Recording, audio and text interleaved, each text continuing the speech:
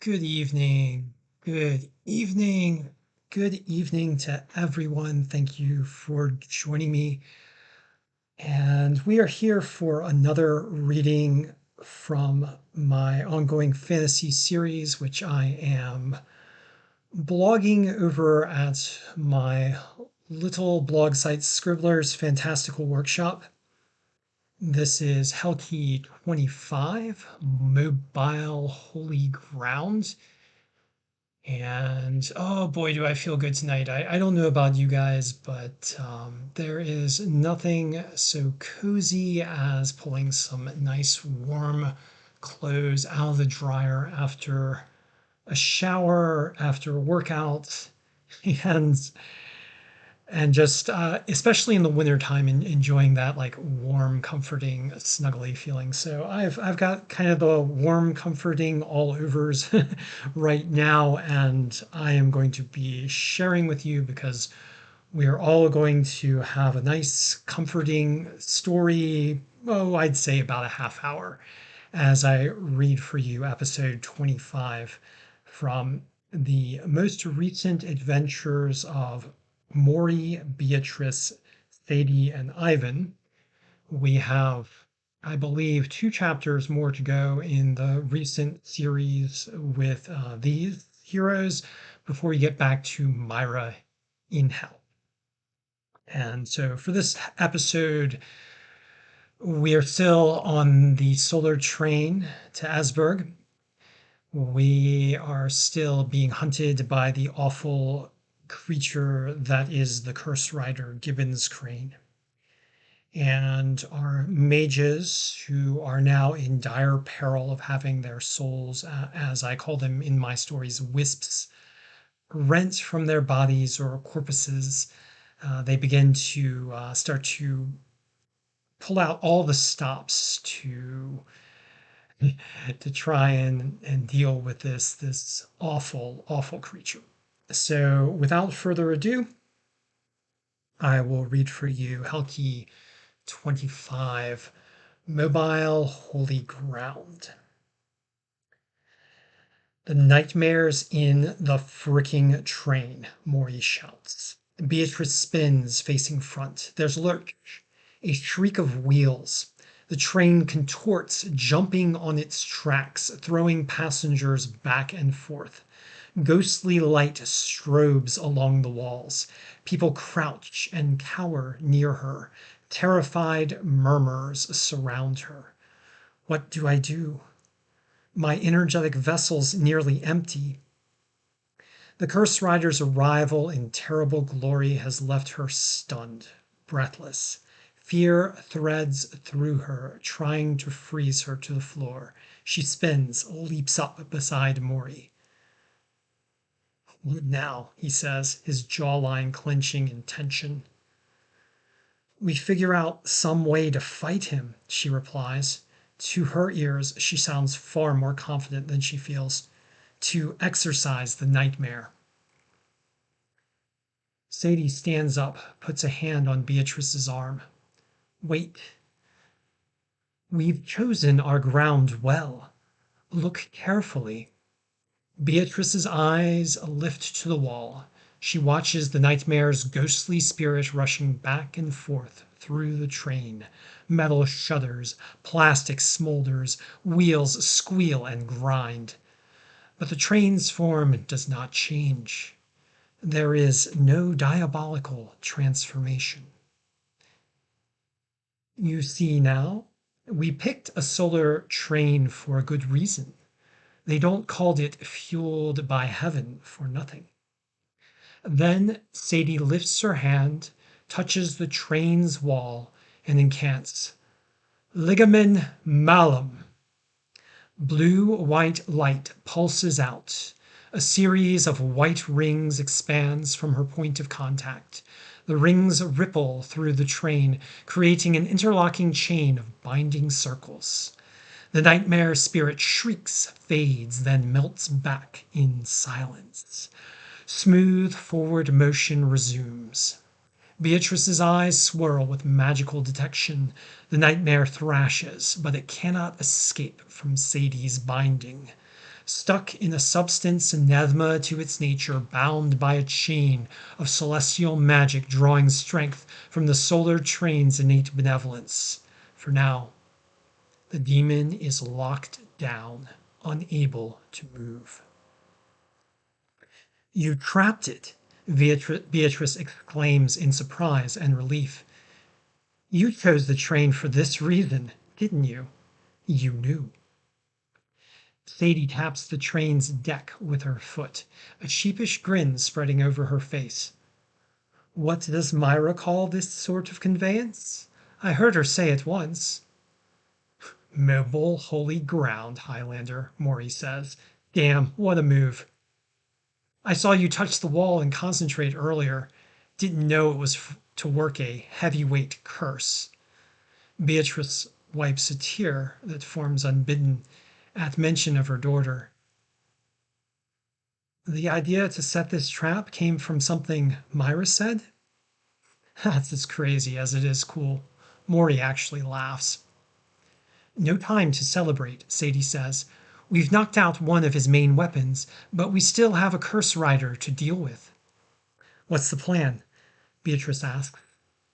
I'm drawing a blank too, Maury says. He shares a glance with Beatrice, worry plain in his expression. We're both about tapped out. Ivan groans, clutches his belly, then barfs on the floor. Sadie grabs his collar, hoists him up. We know what the curse rider wants, she motions to Ivan, don't we? For certainty, he hunts you to take your wisps, but he's also here for Ivan, and as complicated as our Russian friend here makes things for us, he's also splitting the curse rider's focus. Sadie pats Ivan on the back, then starts guiding him toward the rear of the car. It's a delay tactic, Maury says. Beatrice nods. We move the quarries, keep him guessing. Flicking her sense through omniscientia, she can see the curse rider raging on the train's roof, his nightmare trapped, his once cool demeanor now melting into a rictus of ugly rage. His eyes follow the magical lines running from the sensor back to Beatrice and Maury.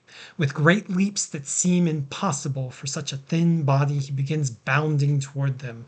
Where his feet touch the sanctified train, angry sparks lash out at him, burning him. He pays no mind as boots and clothes are blasted away, as human flesh sears to black and red scales, his feet taking on the shape of talons. He's coming. Let's move. As they stand, Officer Winkler finally recovers from her shock at the madness caused by what she thinks is a mass phone hacking.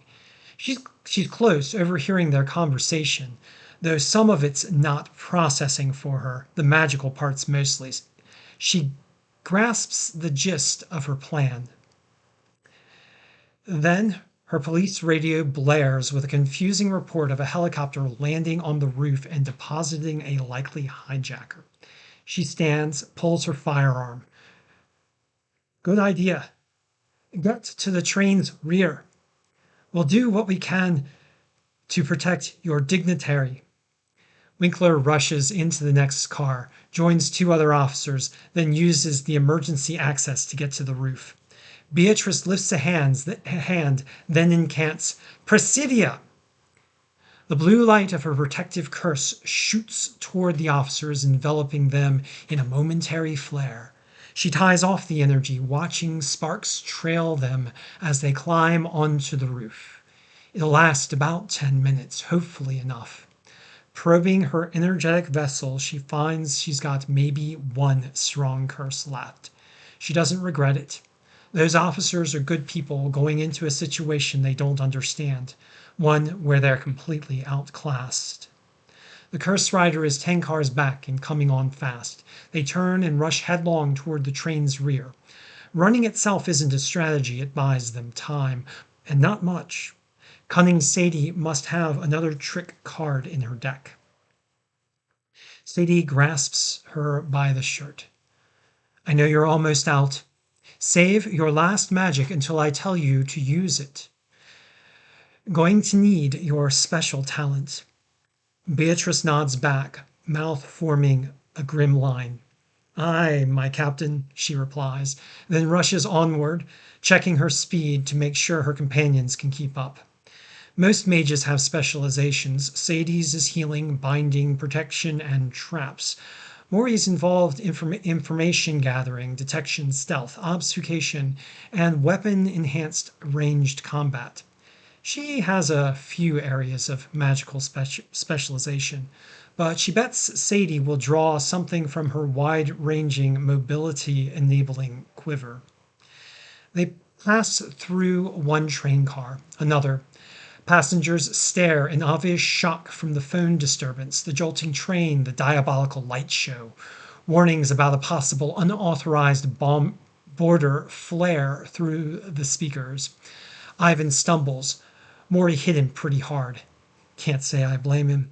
Asmodeus's prophet is also cradling a burned hand, suffers from many bruises. The wound in his back and wisp from the Pride Eater's talon clearly troubles him as he lurches back and forth in a daze of pain. Beatrice hooks a hand under his arm, helping Sadie propel him onward. Through omniscientia, Beatrice watches as the officers climb onto the train's roof. They shout, pointing at the curse rider who's now become a horrific mash of devil and cowboy, running on taloned feet as divine energy sparks angrily around him.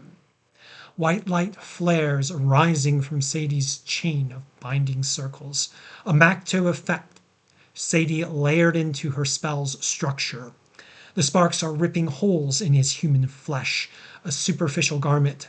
Some of it sags off in tatters, revealing more of the mottled black and red scales. A baleful black eye with a white pinprick for its pupil scans them as the devil cowboy rushes forward, holding its black hat to its head with one hand. Halt! The officers shout, weapons drawn, the interpretation from German ringing in her ears through the shared sensor. Quicker than a cobra strike, the devil cowboy draws his firearm. A massive six-shooter leaps into his hand. He fires. A black round erupts. It seems to expand, devouring light as it races toward its targets. The officers, pistols already out, return fire. A few bullets strike the curse rider. May as well be stinging gnats for all the damage they inflict. The black round shoots between the officers, contracts with a whoop, then explodes in a dark shockwave. Darkness tinged with fire bursts out, engulfing the riders and tearing a hole in the train roof. Blue light ripples out, protecting them from the impact. Still, the officers are flung off like toys in warp bubbles. Two tumble away to the left, one to the right. Sadie sees Winkler fall into bushes along the train tracks. Blue light still shielding her, safe if shook up. The other two officers hurtle out of sight. The curse rider takes one leap, jumps through the hole opened by his black bullet, lands in a flare of sparks among screaming passengers, then continues his onrush from within the train. Beatrice looks over her shoulder. She can't see him yet, but she does see passengers cowering, diving under seats, or pressing themselves against walls. In the distance, through a series of doors, she can see material swirling around like confetti. "He's in the train!" she shouts. Sadie looks back at her, catches her eye. "Good," she says. Beatrice turns, facing the train's rear. They sprint, slamming through doors and jumping over passengers, Ivan in tow. From behind them, the sounds of screams and crashes grows louder. Beatrice feels panic rise into her throat. Pricks run up her spine. She feels she'll be snatched away and rent to pieces in any instant. They're moving too fast now to look back, but the noise behind grows louder and louder. Finally, they come to the caboose car's entrance. Sadie lifts a hand. Beatrice spins to a halt. Maury stops, takes a knee. Ivan collapses. Toward the engine, not 3 cars away, the cursed rider strides through a shower of sparks, carrying macto curses that blast him in gory staccato. Bits of his human shell fly off, spraying over cowering and screaming passengers. He ignores them. Clawed feet hammer as he rushes toward them, legs pistoning with terrible force that evokes both the machine and the reptilian.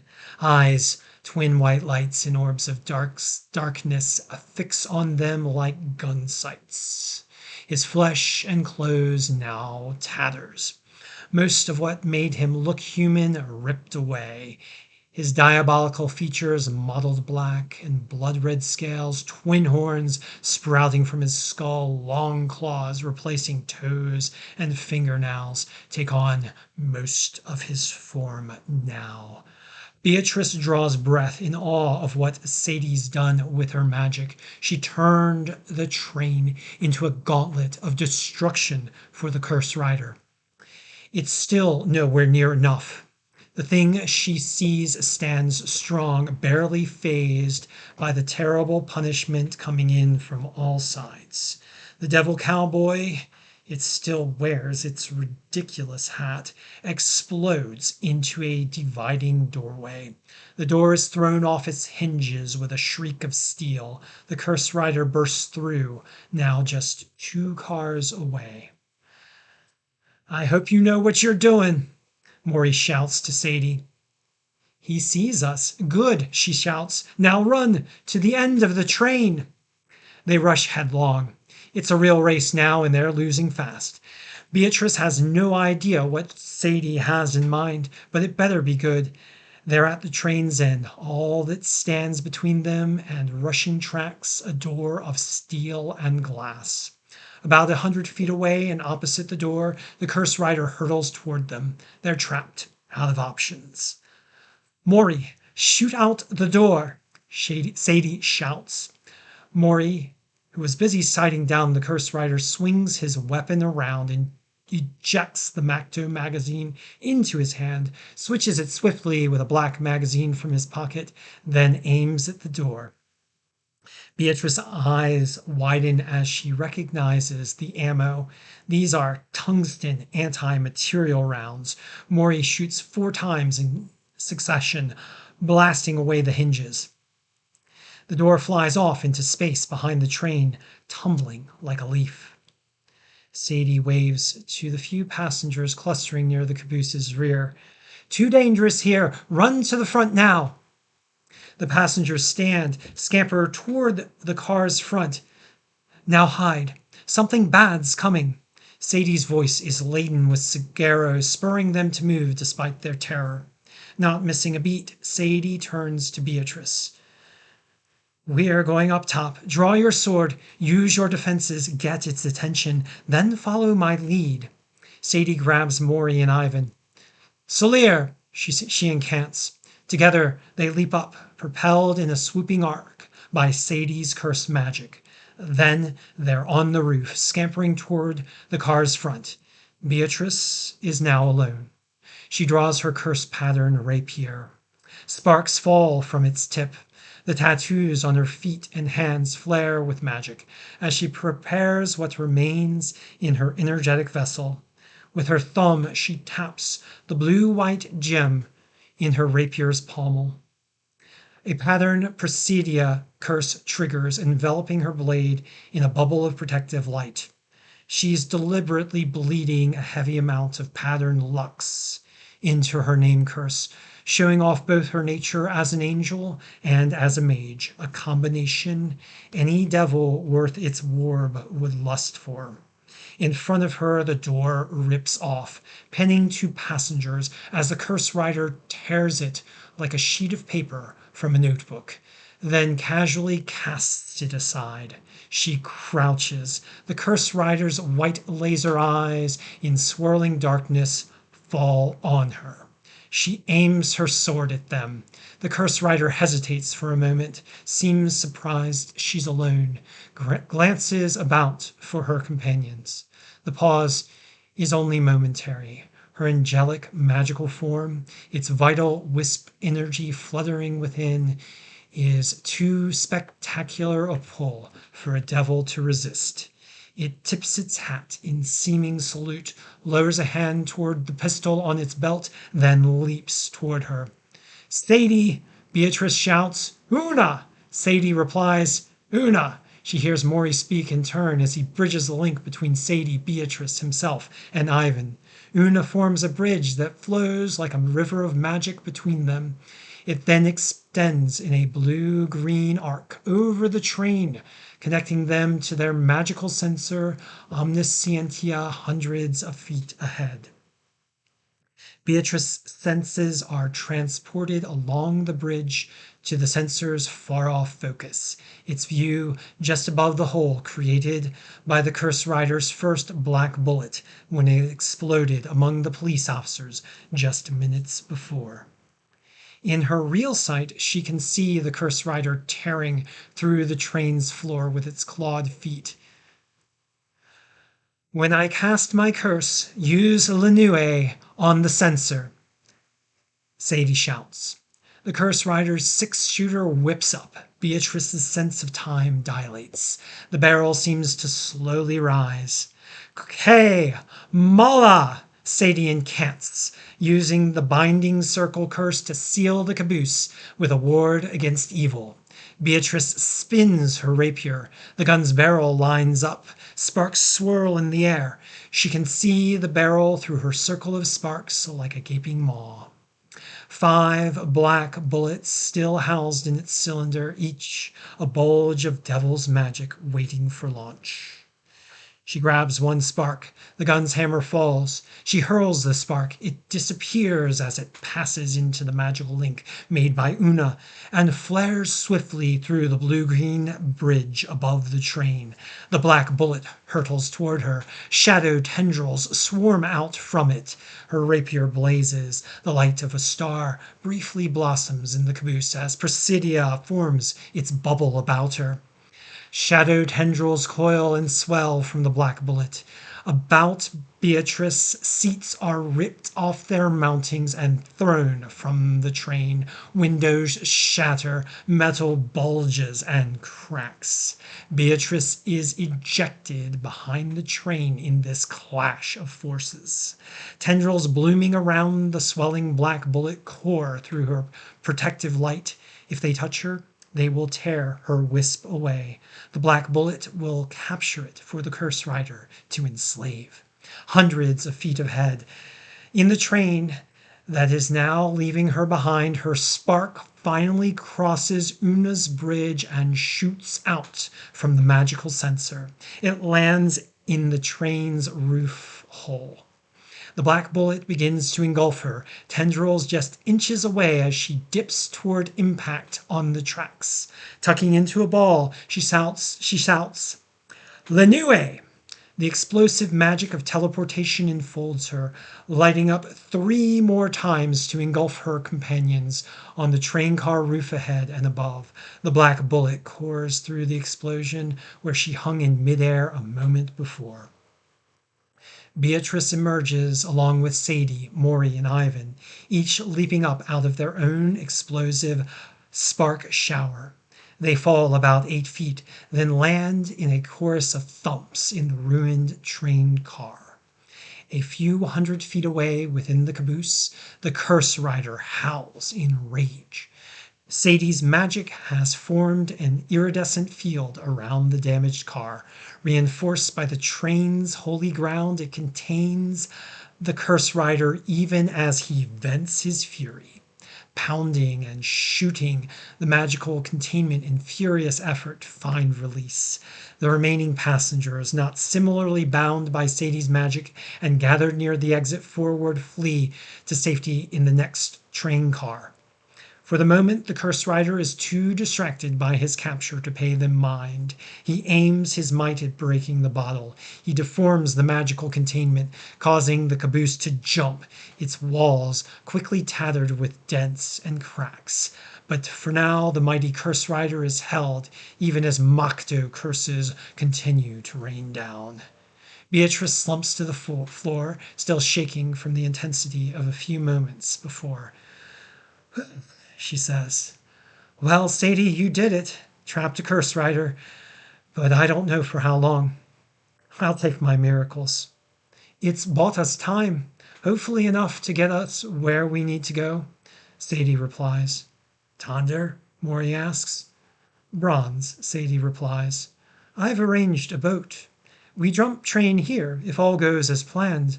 Glenda will be on board."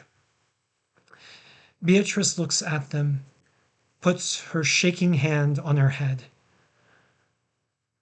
"Are you going to let me know what you've cooked up? Do I have to guess at your charades? I did jest. What would Myra call it? I think the term is tank. Yes, I did just tank that curse rider for you guys. A little explanation as gratitude would be appreciated." "Sweetheart," Maury replies, catching her up in a reassuring embrace. "You tanked beautifully, and yes, I suppose we both missed a lot of what Sadie's been subtly hinting at here. So to fill you in, we're going to jump off the train at Bronze, then take a boat down the Bronze River and out to our Heaven's Gate in the North Sea. Providence willing, the cage Sadie made for our curse rider will hold until then, and for some time after." "Glorious," Beatrice says in an outburst, trying to blow her shakes off into a word. "How much longer till Bronze?" "About 15 minutes," Maury says. "Seems like a long time, given present circumstances." "Seems like forever," Ivan whimpers. Beatrice stands, assesses her blessings. She's still breathing, thanks in no small part to Sadie. This whole affair is too desperate, but she didn't know what else to do. With Myra in hell, they're committed to this crazy path. And that was that. And that completes Helkey 25, Mobile Holy Ground. Thank you for those who joined me on my stream here. And I will be reading Helkey 26 next Tuesday, probably at about the same time. I look forward to joining you, but before then, we shall have some games. This evening, I am going to be working on some game prep for a non-streamed game. I'm mashing up Rise of Tiamat and Descent into Avernus for a home game, but I think I'll just hang out and chat with you guys while I prep for that this evening for about an hour from 8 to 9. And then on Thursday night, I'll be hosting my good friend and game master, Ted Burgess, who will be streaming the game that I'm running. And this is Battlestorm Ragnarok. It is an original Dungeons and Dragons game that I am creating, and I'm also publishing the modules over on my blog, Scribbler's Fantastical Workshop. So if you're a D&Der and you're looking for some free material for your games, please feel free to stop by and use mine as you wish. And then on Saturday night, I will be streaming Ted's game, which is Rime of the Frost Maiden, and we have gotten ourselves into a bit of a fix. We are in a kind of skating rink in Orl's Fortress of Grimskala, and we're not certain where Oral is, but if she's about, we could be in trouble. And we also need to do some convincing to gain the codicil of the White for our ally Velen. So a lot going on. I appreciate all of you for coming and enjoying these streams with me. Yeah, Jupiter Jazz, hey! Oh, thank you. Thank you so much. You guys should definitely go and check out Jupiter Jazz, those of you who are hanging out with me here on Twitch.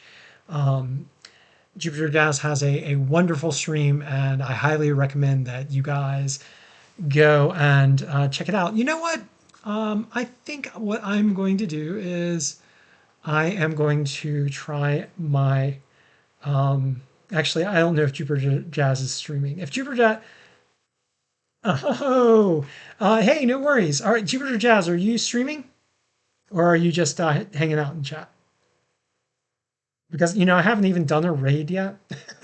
I done a lot of hosting, but I haven't yet quite figured out how to do a raid, and I'm not streaming right now, just hanging. Okay, well, I don't know. Maybe send me a private message, um, and let me know when you're going to be streaming next, and I'll see if I can coordinate a little raid for you. Because I haven't rated anyone yet, and I really appreciate you coming by to enjoy my little readings here, and I'd like to, show the love back. So,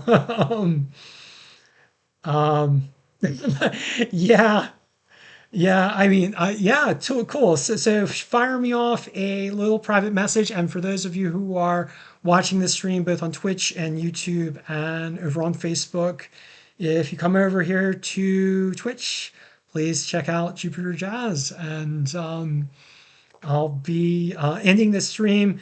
Jupiter, if you want to come hang out in a little bit, feel free. I'll be doing a little D&D prep.